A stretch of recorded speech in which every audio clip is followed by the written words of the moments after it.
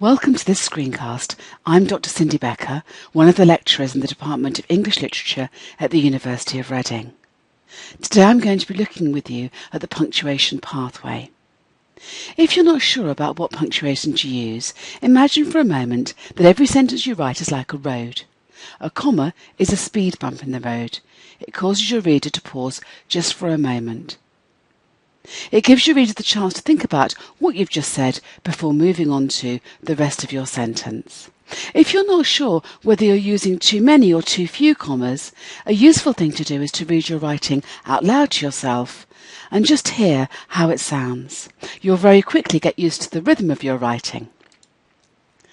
The next option you have is a colon. Now a colon is like an archway in the road. You don't pause, you just walk straight through it. All a colon is doing is saying to the reader something a little bit different is about to happen to you. Maybe you're going to use a lengthy quotation or a bullet point or numbered list which goes down the page.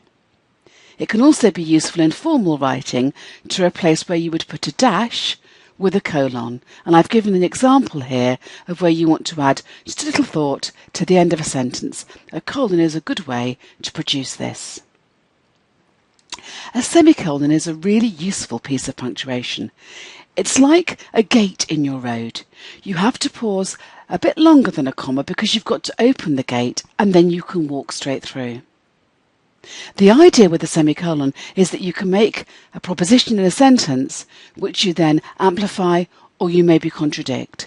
So you give some information, then you put in a semicolon, allowing your reader a good long pause to think about it before moving on to the next thing that you want to say in that sentence. There's no capital letter after a semicolon. It's not hard punctuation like a full stop, an exclamation mark or a question mark. But there's one rule you must always remember. You must always be able to put a full stop where your semicolon sits.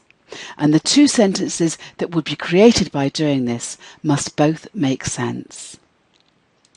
The final option I'll consider with you is a full stop. A full stop is like a brick wall at the end of your sentence. Your reader has to take a good bit of a mental break, thinking about what you've said in that sentence, making sure it's all clear before moving around the brick wall and going back on the path into your next sentence. So when you're thinking about how to use full stops, use in as many as you need to make sure that what you're writing makes full sense. Thank you for listening.